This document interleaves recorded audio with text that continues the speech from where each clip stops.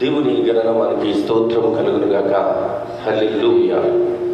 దేవునిచే ప్రేమింపబడి ఆయన కౌగిట్లో భద్రపరచబడి ఈ 2020వ సంవత్సరపు మే నెల చివరి దినం పునరుత్థాన దినంగా ప్రభు ప్రేమించి ఆయన కౌగిట్లో భద్రపరిచి క్షేమముతో ఆరోగ్యంతో ఆయుష్తో నింపి ఈ లాక్డౌన్లో 4th స్టేజ్లో చివరి దినాన ప్రభు యొక్క పరమ పవిత్రమైన పాదాల దగ్గరకు చేరిన క్రైస్తవ సమాజం అంతటికి దేవుడు ఆయన కృప తోడై ఉంచును గాక. ఆమె దేవుని పిల్లలారా, లాక్డౌన్ స్టార్ట్ అయ్యి 71 రోజులు.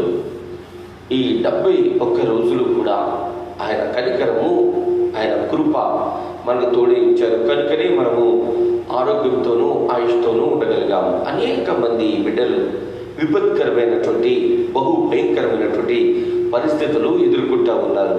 అయితే దేవుడు మనలను ప్రేమించి ఈ పునరుత్థాన దినాన్ని మనకు అనుగ్రహించి ఆరోగ్యంతోనూ ఆయుష్తోనూ నింపి ఆయనను స్తుతించు భాగ్యము, అర్హత, యోగ్యత, అనుకూలత దేవుడు మనకు మన కుటుంబాలకు అనుగ్రహించారు.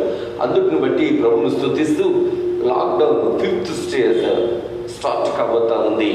5th స్టేజ్లో కనికరము కలిగిన దేవుడు తిరిగి మందిరాలు ఓపెన్ కావాలి అని ప్రభువును స్తుతించారు. దేవుని చిత్తమైతే వచ్చే ఆదివారం నుండి తిరిగి మందిరాలు తెరవడబోతుంటున్నాయి. కలిసి స్తుతించబోతుంటున్నాం. ప్రభుత్వము వారి యొక్క నియమ నిబంధనలకు అనుగుణంగా ఆయన మందిరంలో ఆరాధించుటకు గాను ఈ దినము దేవుడు మనల్ని ప్రేమించి మన గృహాల్లో మనము కలిసి ఆనందించు భాగ్యము అనుగ్రహించాడు. ఈ లాక్డౌన్ డేస్, ఈ దినాల్లో ఈ యొక్క ప్రత్యక్ష ప్రసారముల ద్వారా కుటుంబాలను కలుసుకొని కుటుంబాలతో స్తుతించు భాగ్యము కనతండ్రిని అనుగ్రహించినందుకు దేవునికి స్తోత్రం చెల్లిస్తూ ప్రార్థన చేసుకుని నేటి ఆరాధన ప్రారంభించుకుందాం. మిక్కిలి ప్రేమ కలిగిన మా తండ్రి, మీకు వందనాలు, స్తుతులు, స్తోత్రాలు నాయనా. ప్రేమించి మీ కౌగిట మమ్ములను మా కుటుంబాలను భద్రపరిచి ఇట్టి యోగ్యత మాకు అనుగ్రహించడానికి వందనాలు. జ్ఞాపకం చేసుకున్నారు, కృపతో నింపారు, కనికరించారు, మీ కాపుదల కార్యము మాకు అనుగ్రహించారు. మీకు వందనాలు ప్రభా. ఈ ఉదయకాల సమయంలో మిమ్మల్ని ఆరాధిస్తుండగా ఈ పునరుత్థాన దినపు దీవెనలు, ఆశీర్వాదములు మా పైనను మా కుటుంబాల పైనను మెండుగా నిండుగా అనుగ్రహించమని వేడుకుంటా ఉన్నాం తండ్రి. సంఘాలను మీరు ప్రేమించారు, ఎంతవరకు మీ కౌగిట్లో భద్రపరిచారు. మీ చిత్తములో వచ్చే పునరుత్థాన దినం నుండి సంఘాలు, మందిరాలు తెరవబోతుండగా సంఘం అంతా ఐక్యతతోనూ ప్రభుత్వమునకు విధేయతతోనూ మిమ్మలను ఆరాధించు భాగ్యము అనుగ్రహించమని వేడుకుంటున్నాం తండ్రి. సమస్త మహిమ, గంత ప్రభావములు నేటి ఆరాధన ద్వారా మీరే అందుకనుమని పొందుకనుమని యేసు క్రీస్తు వారి యొక్క దివ్యమైన పరిశుద్ధ నామములో ప్రార్థిస్తున్నాము తండ్రి. ఆమేన్.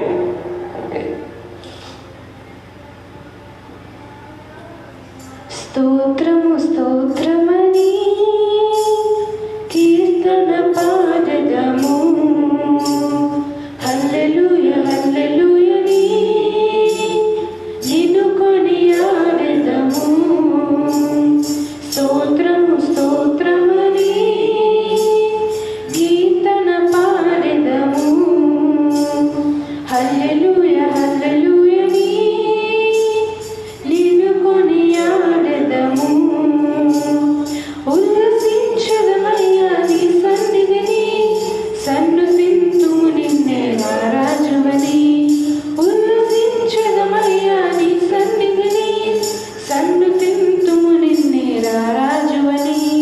స్తోత్రము స్తోత్రమని కీర్తన పాడెదము, హల్లెలూయా హల్లెలూయని నిన్ను కొనియాడెదము.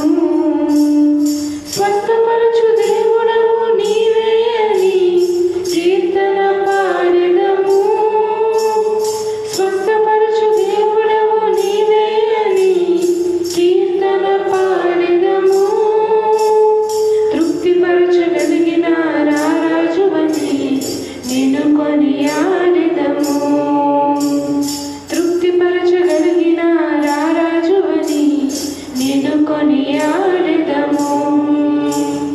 ఉల్లసించదమయ్యా నీ సన్నిధిని, సన్నుతింతుము నిన్నే రారాజువని ఉల్లసించదమయ్యా నీ సన్నిధిని సన్నుతింతుము నిన్నే రారాజువని స్తోత్రము స్తోత్రమని కీర్తన పాడెదము హల్లెలూయా హల్లెలూయని నిన్ను కొనియాడెదము శక్తిని దేవుడవు నీవే అని కీర్తన పాడెదము శక్తిని దేవుడవు నీవే అని కీర్తన పాడెదము గొప్ప చేయగలిగిన రారాజువని నిన్ను కొనియాడెదము గొప్ప చేయగలిగిన రారాజువని నిన్ను కొనియాడెదము ఉల్లసించదమయ్యా నీ సన్నిధిని సన్నుతింతుము నిన్నే రారాజువని ఉల్లసించదమయ్యా నీ సన్నిధిని సన్నుతింతుము నిన్నే రారాజువని స్తోత్రము స్తోత్రమని కీర్తన పాడెదము హల్లెలూయా హల్లెలూయని నిన్ను కొనియాడెదము స్తోత్రము స్తోత్రమని కీర్తన పాడెదము హల్లెలూయా హల్లెలూయని నిన్ను కొనియాడెదము హల్లెలూయా. దేవుని ఘనమైన నామం చెత్తకు చేరినటువంటి దేవుని పిల్లలాగా ఈ ఉదయకాల సమయంలో పరిశుద్ధ లేఖన భాగం సమూయేలు మొదటి గ్రంథము 15వ అధ్యాయము 22వ వచనం ఇట్టి రీతిగా వ్రాయబడింది. అందుకు సమూయేలు తాను సెలవిచ్చిన ఆజ్ఞను ఒకడు గైకొనుట వలన యెహోవా సంతోషించినట్లు ఒకడు దహన బలులను అర్పించుట వలన ఆయన సంతోషించునా? ఆలోచించుము. బలులు అర్పించుట కంటే ఆజ్ఞను గైకొనుటయు పొట్టేళ్ల క్రొవ్వు అర్పించుట కంటే మాట వినుటయు శ్రేష్టము. దేవుని పిల్లలారా, ఈ ఉదయకాల సమయంలో పరిశుద్ధ లేఖన భాగం ఇలాగ మనతో మాట్లాడుతూ ఉంది. ఏమని అంటే ఆరాధించుట అంటే మాట వినుట అని తెలియజేస్తా ఉంది. ఆరాధించుట అంటే దేవునికి ఇష్టమైన కార్యము చేయుట, దేవునిని ఘనపరచుట, దేవునికి విధేయత చూపించుట, దేవుని నామమును హెచ్చించుట, దేవుని నామానికి విలువనిచ్చుట. ఎట్లాగ విలువిస్తాం? సమూయేలు ప్రవక్త గారు మనకి ఏం బోధిస్తుంటున్నారు అంటే, మీరు బలులు అర్పించడం కాదు, మీరు క్రొవ్వును అర్పించుట కాదు, దహన బలులు అర్పించుట కాదు, యెహోవాను సంతోష పెట్టాలి అంటే ఆయన మాట వినాలి. ఇది వాక్యము మనకు బోధిస్తున్నటువంటి సూటి అయిన తేటనైనటువంటి మాట. ఎప్పుడు మన ఆరాధన దేవుడు అంగీకరిస్తారు అంటే ఎంతో ఉల్లాసంతో మందిరంలో డ్యాన్స్ చేసినప్పుడుగా, గట్టిగా స్వరమెత్తి పాటలు పాడినప్పుడుగా, అనేకులకు వినబడే రీతిలో ప్రార్థించినప్పుడు కాదు, అనేకులు మెచ్చే రీతిగా సమయానికి మందిరానికి వెళ్ళడం కాదు. వాక్యము చాలా తేటగా సూటిగా మనకు బోధిస్తున్న బోధ ఏంటి అంటే మాట వినాలి. సమూయేలు ప్రవక్త సౌలుతో మాట్లాడుతూ ఈ మాటను తెలియజేస్తున్నారు. ఎవరు ఈ సౌలు అంటే ఇశ్రాయేలు జనాంగం మీదకు మొట్టమొదటిగా దేవుడు నియమించినటువంటి, దేవుడు ఏర్పాటు చేసుకున్నటువంటి, దేవునిచే ఎంచబడినటువంటి రాజు. ఆ రాజుతో ప్రవక్త అయినటువంటి సమూయేలు చెబుతున్నటువంటి మాట ఏంటి అంటే, అయ్యా నువ్వు బలు అర్పించడం కాదయ్యా, బలులు అర్పితే ఆయన సంతోషించరు. ఏమి చేయాలి అంటే ఆయన మాట వినాలి. మనము చూస్తుంటున్నాం, కొంతకాలంగా మనము ధ్యానిస్తుంటున్నాం. ఆదాము దేవుని మాటను మీరాడు. అయ్యా, నువ్వు దాన్ని తిను దినమున నిశ్చయముగా చస్తావు. ఇది దేవుడిచ్చినటువంటి ఆజ్ఞ. నిశ్చయముగా చస్తావు. ఆ మాటను హవ్వ ఎట్లాగా మార్చేసిందో తెలిసినా? ఎట్లాగా మార్చేసింది? 3వ అధ్యాయంలో మనం చూస్తుంటే, అందుకు స్త్రీ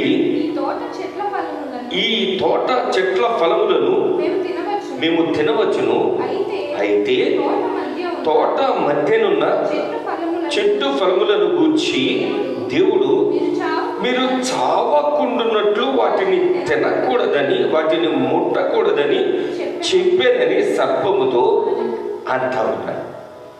దేవుడేం చెప్పారు?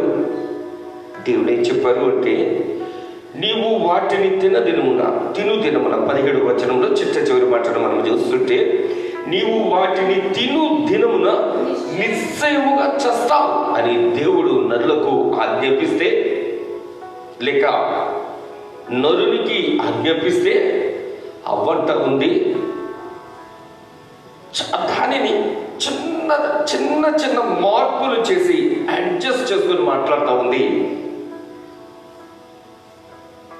ఆ ఫలాల గురించి మీరు చావకుండా ఉండునట్లు వాటిని తినకూడదు, వాటిని ముట్టకూడదని కొన్ని కల్పితాలు అయినటువంటి పరిస్థితి. అందువలన ఏదేను వనంలో నుంచి నెట్టబడినటువంటి ఈ స్థితి. కయీను పరిస్థితి చూస్తూ ఉంటే, హెబేలు దేవునికి ఇష్టమైనట్లుగా చక్కని అర్పణ తీసుకొని కొన్ని తీసుకొచ్చి సమర్పిస్తే, కయీను కొంత తీసుకొచ్చి సమర్పించాడు. దేవుడు వాటిని ఇష్టపడలేదు. ఎవరి సమర్పణ దేవునికి ఇష్టమైంది అంటే, నోవహు గారి సమర్పణ ఇష్టమైంది దేవునికి. ఎందుకనో తెలిసిన, మనం అనేక సార్లు నేను జ్ఞాపకం చేశాను. ఏమని? తనకు యెహోవా ఆజ్ఞాపించిన ప్రకారము నోవహు యావత్తు చేసెను. మహిమ కలుగును కాక దేవునికి. యావత్తు, ఏ విషయంలో కూడా కాంప్రమైజ్ కాలేదు, అడ్జస్ట్ కాలేదు. ఈరోజు మన భక్తి జీవితం అడ్జస్ట్ అవ్వకూడదు, కాంప్రమైజ్ కాకూడదు. అడ్జస్ట్ అవ్వకూడదు, కాంప్రమైజ్ కాకూడదు. సరే ఈ చిన్న విషయంలో, సరే ఈ కొద్ది విషయంలో, సరే ఈ విషయంలో అనే మాట మన జీవితంలో రాకూడదు. వాక్యం అంటది కదా, నీ మాట అవునంటే అవును, కాదంటే కాదు, అంతే. అట్లా ఉండాలి తప్పించి అడ్జస్ట్మెంట్స్ భక్తి దగ్గర, ఆరాధన దగ్గర, దేవుని దగ్గర కాంప్రమైజ్ కానీ ప్రభు పేరిట మీకు నేను తెలియజేస్తా ఉన్నాను. దేవుని పిల్లలారా, ఈ ఉదయపు ఆరాధనకు మీరు వచ్చినప్పుడు, ఈ ఉదయ కలశంలో ఆరాధన మీరు చేయబోతుంటున్నప్పుడు ఏ విషయంలో మీరు కాంప్రమైజ్ అయిపోతుంటున్నారో ఆలోచించండి.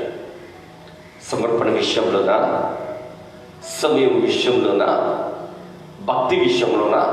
జాగ్రత్తగా మనము పరిశీలించుకోవాలి, పరీక్షించుకోవాలి.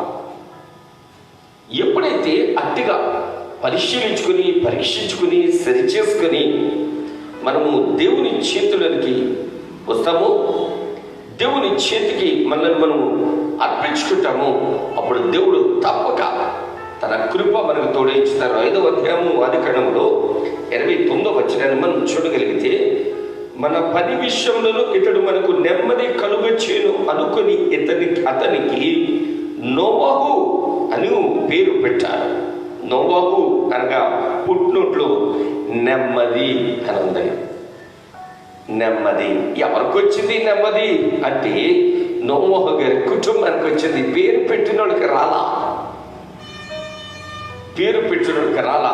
ఈ మధ్య చాలా మంది పిల్లలు పుట్టగానే, పిల్లలు పుట్టక ముందట పేర్లు, మాకు ప్రెగ్నెంట్గా ఉందండి, పాప బాబా పుడితే ఏ పేరు పెట్టాలో మీరు మంచి పేరు మాకు సూచించండి.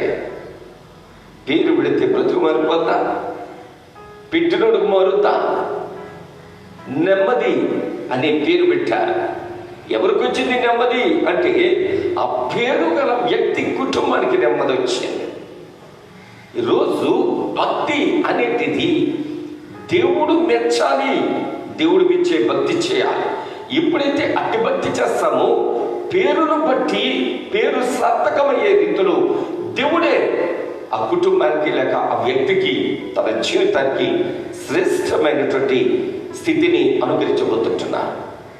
దేవుని పిల్లారా, ఈ ఉదయకాల సమయంలో దేవుని చిత్తాన్ని ఎరిగినటువంటి నోవహు, దేవుని చిత్తానుసారంగా జీవించడానికి తీర్మానం చేసుకున్నటువంటి నోవహు తన స్థితిని మనం ఆలోచిస్తూ ఉంటే 7వ అధ్యాయము 11వ వచనంలో నోవహు వయసు యొక్క 600 సంవత్సరములు 2వ నెల 17వ దినమున మహాగాధ జలముల ఊటలన్నీ ఆ దినమందే విడవబడిను. ఆగుదాం. 8వ అధ్యాయంలో 13వ వచనాన్ని చూద్దాం. మరియు 601వ సంవత్సరము మొదటి నెల తొలి దినమున నీళ్లు భూమి మీద నుండి ఇంకిపోయాను. దేవుని పిల్లలారా, ఈయన ఇంచుమించు సంవత్సర కాలము ఆ ఓడలోనే ఉండిపోయారు. నోవహు గారి కుటుంబం సంవత్సర కాలము ఓడలోనే ఉండిపోయింది. ఓడలో ఉన్న నోవహు కుటుంబం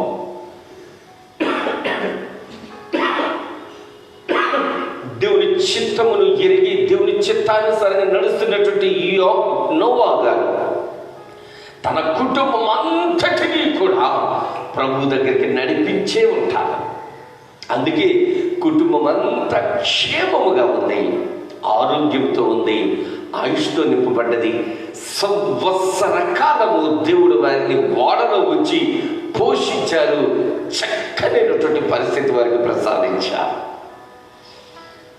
71వ దినం ఈ రోజుకి లాక్డౌన్ స్టార్ట్ అయ్యింది. ఇన్ని దినాల్లో చాలా మంది కళ్ళల్లో కన్నీరు ఉంటా ఉంది, గుండెల్లో వేదన ఉంటా ఉంది. కదుపు తుంటుంటే మనుషులు కలుస్తుంటా ఉంటుంటే గుండెలు బ్రద్దలైపోయేటటువంటి విషయాలు వింటా ఉన్నాం. మరి మీ పరిస్థితి ఎలా ఉంది? క్షేమంగా ఉన్నారా? ఆయన ఇచ్చిన భద్రతను మీ కుటుంబం అందుకుంటా ఉందా? పొందుకుంటా ఉందా? ఆరోగ్యంతో ఉన్నారా? ఆనందంతో ఉన్నారా? ఆశీర్వాదకరంగా ఉన్నారా? మీ కుటుంబం ఐక్యతతో అనురాగంతో ఉందా? నేను అనుకుంటా ఉన్నాను, ఓడలో ఉన్న నోవహు కుటుంబం ఆనందంతో, ఆరోగ్యంతో, ఆయుష్తో, అభివృద్ధితో, ఆశీర్వాదంతో, దేవుని అభిషేకంతో నింపబడ్డది అని ప్రభు పేరు మీకు తెలియజేస్తున్నాను. నీ కుటుంబం కూడా అట్లాగుండాలి. ఎప్పుడు వచ్చింది అంటే నోవహు గారు దేవుని చిత్తం ఎరిగి దేవుడు మెచ్చే రీతిగా సమస్త విషయాలలో కూడా దేవుని చిత్తానుసారంగా నడుస్తానే ఉన్నారు. ఆ ఓడలోకి నడిచారు, తన కుటుంబంతో పాటు నడిచారు. అనేకమైనటువంటి పశుపక్షాదుల మధ్యన వారు జీవిస్తూ ఉన్నారు. దేవుడు ఆ ఓడకు తలుపును మూసివేసి వారిని ఆయన కౌగిట్లో భద్రతను, క్షేమమును అనుగ్రహించి ఆయన కృపతో నింపి ఉన్నారు. ప్రభువుకు మహిమ కలుగును గాక. ఈ రోజు వాక్యం వింటున్న నీ కుటుంబము భద్రతతో ఉండాలి అంటే భాగ్యవంతుని చేతులకు వచ్చేసేయాలి. భాగ్యవంతుని చిత్తానుసారంగా ఉండాలి. భాగ్యవంతుని మాట వినాలి. భాగ్యవంతునికి విధేయత చూపిస్తున్నావా? ఉంటున్నావా? వింటే కనుక, ఆయన మాట వింటే కనుక, ఆయన మాటకు విధేయత చూపిస్తే కనుక, అయితే సమూయేలు గారు బోధిస్తున్నటువంటి బాధ, ఒకడు మాట వినటం వలన ఆయన సంతోషించినట్లు బలులు అర్పించటం వల్ల కానీ, దహన బలులు అర్పించటం వల్ల కానీ, కృపను అర్పించటం వల్ల కానీ ఆయన సంతోషిస్తారా అంటా ఉన్నాడు. ఆయన దేవునికి ఘనత రావాలి అంటే ఆయన మాటకు మనము విధేయత చూపించాలి. దేవుడు మన కుటుంబాలను జ్ఞాపకం చేసుకుని ఉన్నతిని మనకు అనుగ్రహించాలి అంటే ఆయన మాటకు పరిపూర్ణముగా మనము విధేయులముగా ఉండాలి. ఈ ఉదయకాల సమయపు వాక్య వాగ్దానములు వింటున్నటువంటి దేవుని పిల్లలారా, ఈ నెల ఈ చిట్ట చివరి దినం రేపు 6వ నెలలో 2020వ సంవత్సరపు 6వ నెల జూన్ నెలలో మనం ప్రవేశించబోతుంటున్నాం. ప్రవేశించేటి ముందట ఈ 71 దినాలు గృహాల్లో ఉన్నాం కదా, ఎన్ని మార్లు మనము వాక్యమును ఆలోచనలోనికి తీసుకున్నాం, వాక్యమును ఎన్ని మార్లు మనము ఆలోచించాం, ధ్యానించాం, గుర్తు చేసుకున్నాము, ప్రార్థించాము. ఒక్కసారి గమనించాలి అని ప్రభు పేరిట నేను మిమ్మలను బ్రతిమలాడుతుంటున్నాను. నీవు పండుకున్నప్పుడు, లేచినప్పుడు వాక్యమును నీ హృదయమును ధ్యానించాలి. నీ వాక్యము నా పాదములకు దీపము, నా త్రోవకు వెలుగు అంటూ ఉన్నారు కీర్తనకారుడైనటువంటి దావీదు గారు. అట్టి వెలుగులో మనం ఉంటున్నామా లేదా? మన మార్గాలకు ఆ వాక్యమును వెలుగుగా నియమించుకుంటే నోవహు గారిని జ్ఞాపకం చేసుకున్న దేవుడు నిన్ను నీ కుటుంబాన్ని జ్ఞాపకం చేసుకోవడానికి ఇష్టపడతా ఉన్నారు. చూద్దాం 9వ అధ్యాయంలోకి వెళ్దాం. 9వ అధ్యాయంలోకి మొదటి వచనాన్ని 7వ వచనాన్ని ఒకసారి గమనం చేయగలిగితే, మరియు దేవుడు నోవహును అతని కుమారులను ఆశీర్వదించి మీరు ఫలించి అభివృద్ధి పొంది భూమిని నింపుడి. 7వ వచనం మీరు ఫలించి అభివృద్ధి నొందుడి, మీరు భూమి మీద సమృద్ధిగా సంతానము కని విస్తరించుడి అని వారితో చెప్పాను. దేవుని చిత్తము, దేవుని ఉద్దేశము, దేవుని ప్రణాళిక ఏంటి అంటే దేవుని బిడ్డలు ఫలించాలి, అభివృద్ధి చెందాలి, విస్తరించాలి. ఈరోజు నీవు ఫలిస్తుంటున్నావా? నీ కుటుంబము ఫలింపులో ఉందా? నీ కుటుంబము దేవుని కౌగిట్లో ఉందా? పరిశీలించుకోవాలి అని ప్రభువు పేరిట నేను మిమ్మల్ని బ్రతిమాలుకుంటూ ఉన్నాను.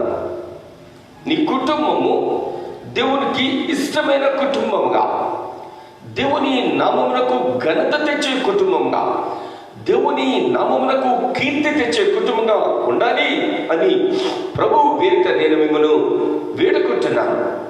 దేవుని పిల్లలారా, వాక్యము వినుట కాదు, వాక్యానికి విధేయత చూపించాలి. వాక్యమును వింటున్నాము అనుకున్నాం కాదు, వాక్యానుసారంగా జీవించాలి. ఇట్లాగనా నోవహు గారిలాగా ఒక్క విషయంలో ఆదాము అడ్జస్ట్ కావచ్చు కాక శాపమైనటువంటి జీవితం అయిపోయింది. ఒక్క విషయంలో కయ్యను అడ్జస్ట్ అయ్యాడు, శాపగ్రస్తమైనటువంటి జీవితాన్ని కొని తెచ్చుకున్నాడు.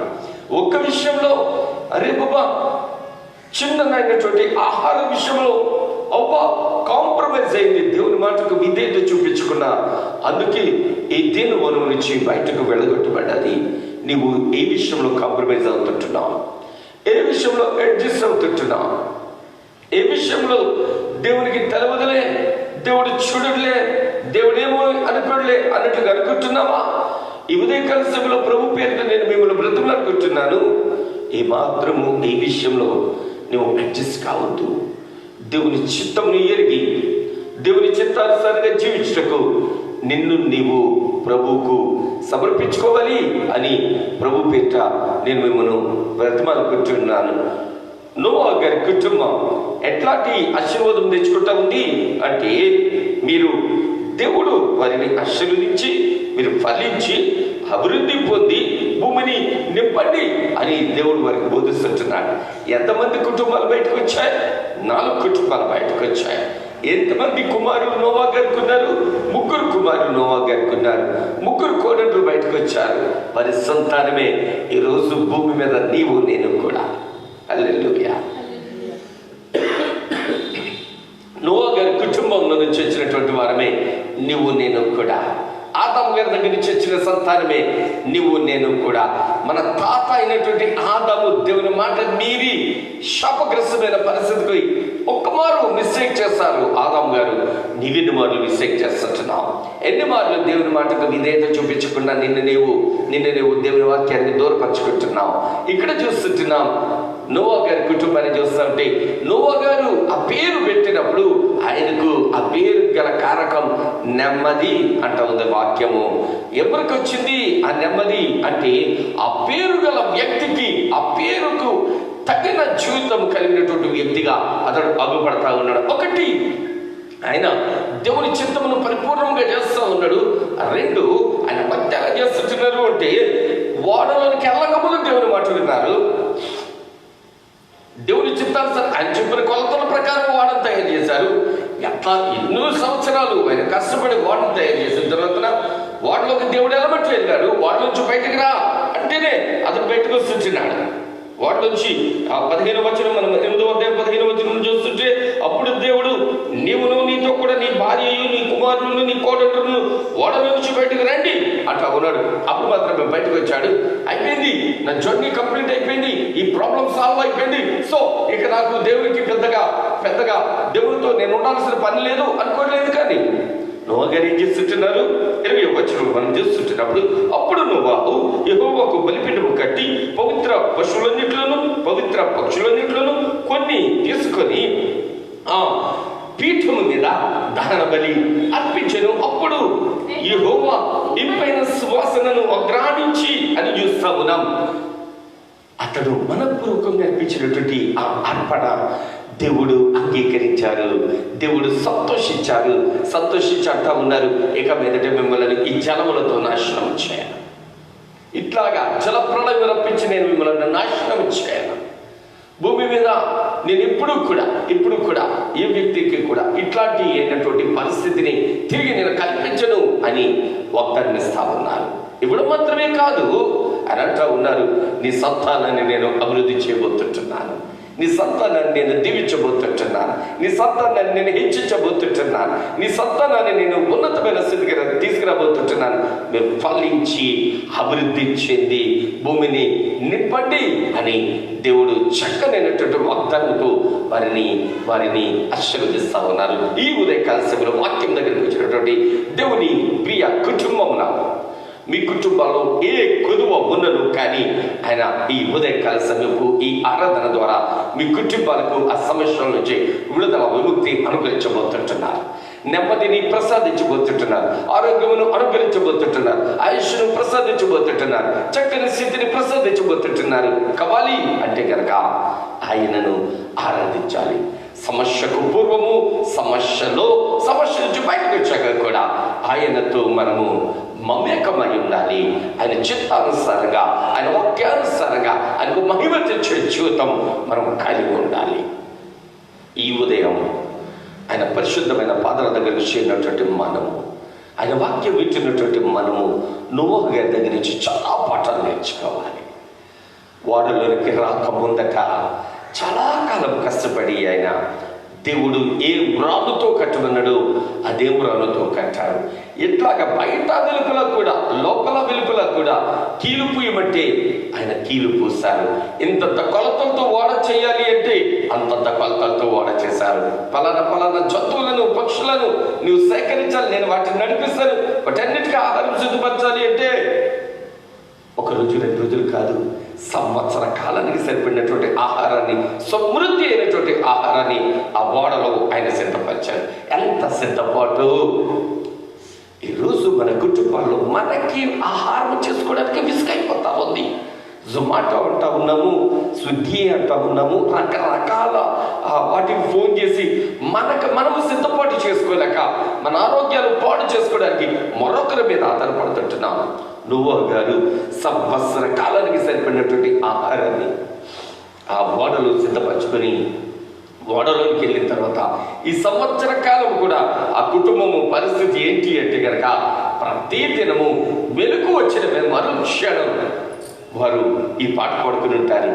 దేవుని స్తుతించుడి, ఎల్లప్పుడు దేవుని స్తుతించుడి అని దేవుని స్తుతిస్తూ, ఆనందిస్తూ, గణపరుస్తూ, మహిమపరుస్తూ ఆయన దేవునితోనే ఆనందిస్తున్నటువంటి చక్కని దినాలు. అయ్యా, ఎంతకాలము నేను శ్రమ పడ్డాను, నీ మాట విని నేను శ్రమ పడ్డాను, వాడను సిద్ధపరిచాను. ఈ సంవత్సర కాలం నేను రిలాక్స్గా, సంతోషముగా, సమాధానముగా, ఆనందంగా, ఆరోగ్యంగా ఈ వాడలో ఉండి నేను కేవలం నిన్ను స్తుతించడం మాత్రమే, నిన్ను స్తుతించడం మాత్రమే. నేనా నీకు వందనాలు అని ఆయన ఆరాధించాడు. ఓడలో ఉండి ఓడలోంచి బయటకు వచ్చిన తర్వాత తిరిగి ఆయనకు దహన బలులను అర్పించడం ద్వారా ఆయన ఆరాధించాడు. అందుటిని బట్టి దేవుడు వారిని ఆశీర్వదిస్తున్నారు. ఎట్లా ఆశీర్వదిస్తున్నారు?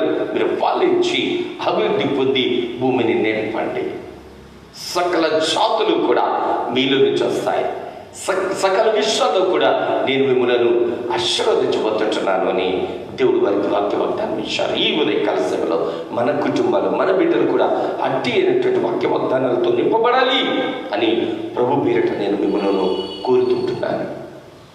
వాక్యానుసారంగా జీవిద్దాం, వాక్యమై ఉన్న దేవునికి విధేయత చూపిద్దాం, వాక్యంలో జీవిద్దాం, వాక్యం కొరకు జీవిద్దాం, వాక్యం ద్వారా జీవిద్దాం.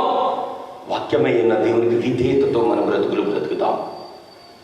నోవా గారి కుటుంబంలాగా మన కుటుంబాలు కూడా దీవింపబడాలి, హెచ్చింపబడాలి, హెచ్చైన స్థితికి రావాలి. అట్టి కృప పరిశుద్ధాత్మ దేవుడు ఈ ఉదయకాల సమయంలో వాక్యం విన్నటువంటి ప్రతి కుటుంబానికి నిండైన ఆశీర్వాదమును అనుగ్రహించే రీతిలో ప్రార్థన చేసుకుని వాక్యమును ముగించుకున్నాం.